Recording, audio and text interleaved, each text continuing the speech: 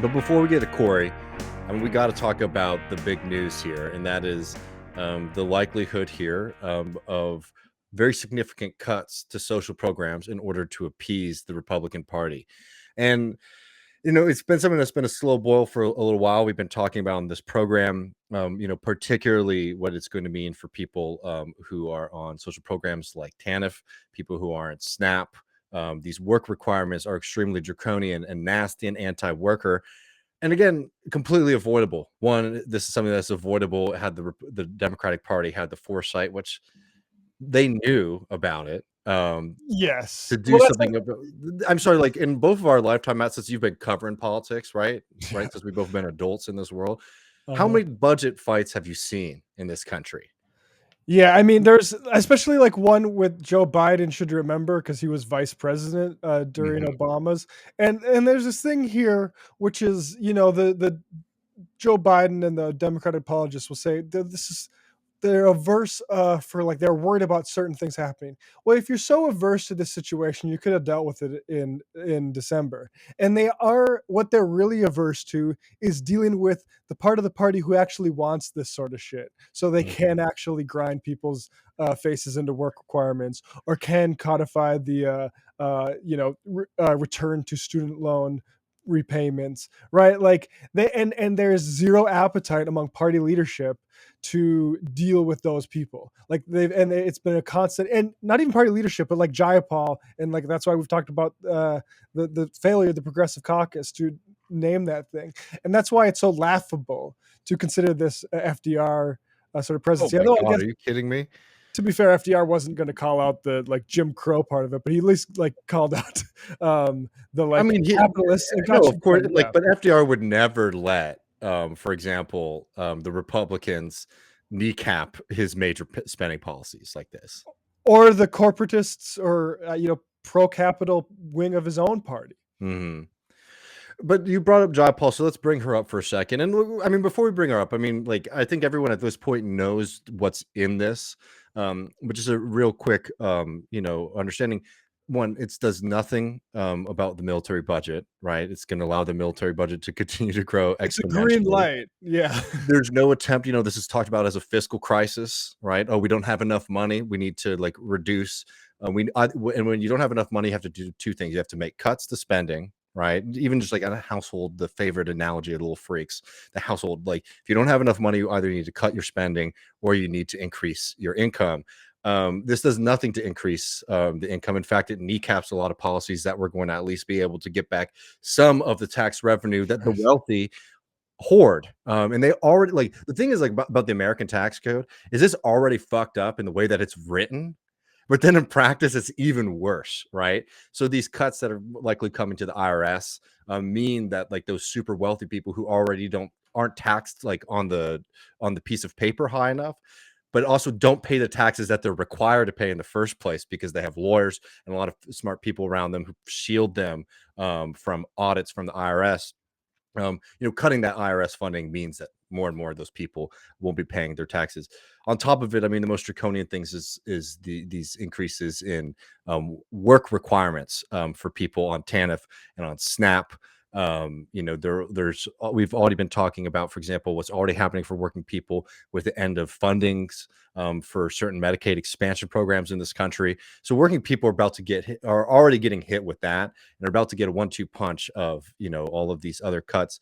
And then on top of it, very likely to be a forced repayment of people's student loans after months of Biden saying that your student loans for significant portions have been forgiven. Yeah, and the only like good news there is it might be saved at the cost of getting progressives to vote for this shit, right? Because right now, Ayanna Pressley is trying to get an amendment passed that saves that provision. But then to say we're gonna vote for like work requirements, we're gonna go through this whole song and dance by doing work requirements on people 49 to 50. Like, get out of here with this.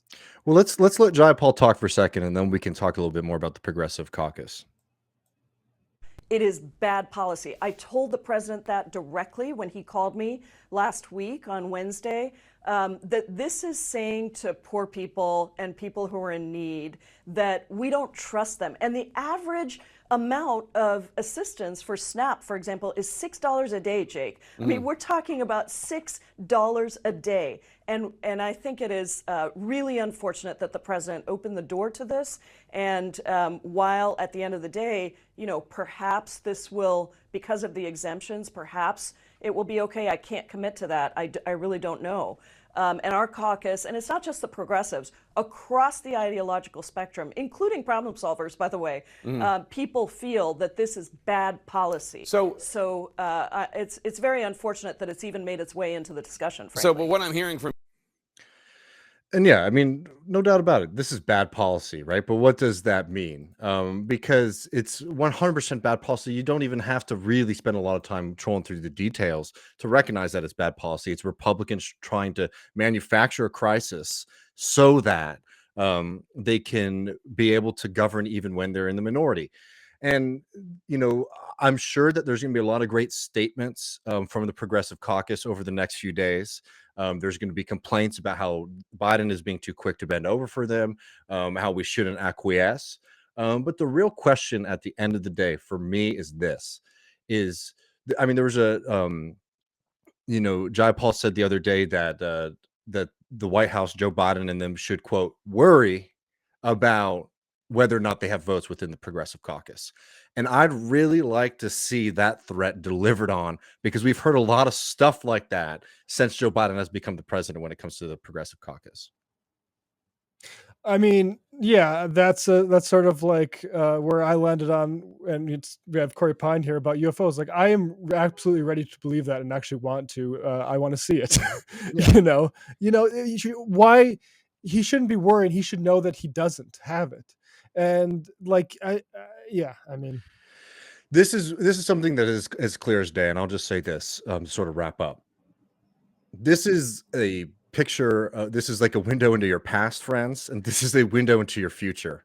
As long as the progressives in the Democratic Party continue to play the game that they've been playing for far too long, as long as working class politics is sort of sequestered outside of politics, having like slight areas where they can influence this or that politician potentially, this is what it's going to be forever.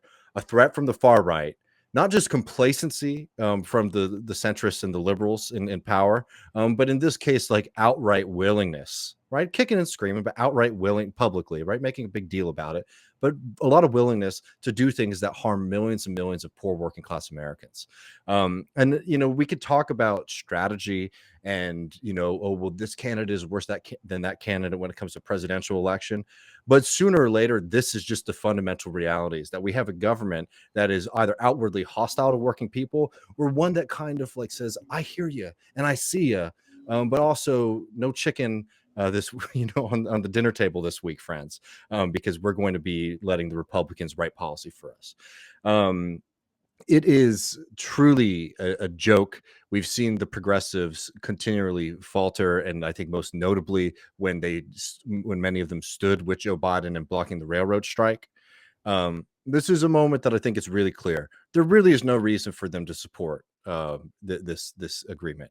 They should all be voting no, and it shouldn't even be a question. If you want to throw in some amendments, right, to maybe lessen some of the blow, to maybe protect certain programs or things like that, do it, and then vote no, because your name should not be on something that is cutting social programs for working Americans. It's just I mean, that it's if you call yeah. yourself progressive, Lord help me if you call yourself a socialist, you shouldn't be voting yes on a bill that will take food away from hungry people.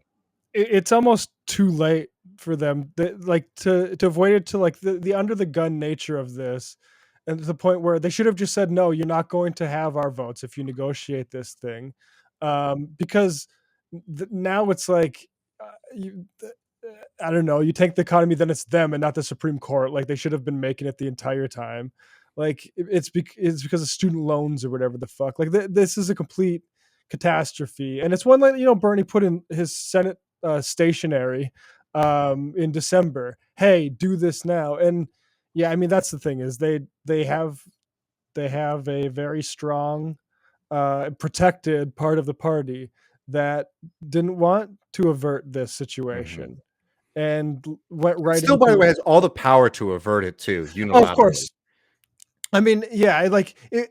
Look, the 14th Amendment would have been better probably back then to say, "Hey, we're doing this to give like the markets or whatever." But yeah, I 100% agree. Just do the right thing, and then, like, if there's a fallout, like that's what happens when you do dumb shit. And you need to actually just move beyond this because this thing where it's like Biden saying, "Well, we're going to kick this can down the road," but next time we come across this can, we're really going to look at it then. Like, of course, no, it's going to be. I mean, this is exactly what people were talking about. Mint the coin during the Obama administration on NPR Planet Money, right? Like Yeah. the just really gearing up for next time. And no, And last thing I'll say is this, is that structurally for the progressives more broadly, but I think most importantly, for people who identify as like socialists, right? The whole point of doing these kind of things is to be in positions of power. So at moments like this, you can fight for working people, and to continually fail at that, becomes indefensible. At Inflation point. Reduction Act, yeah. And beyond that, this also comes to us, to people listening to this program. You know, people did not talk enough about what the end of this COVID funding meant for millions of people on Medicaid.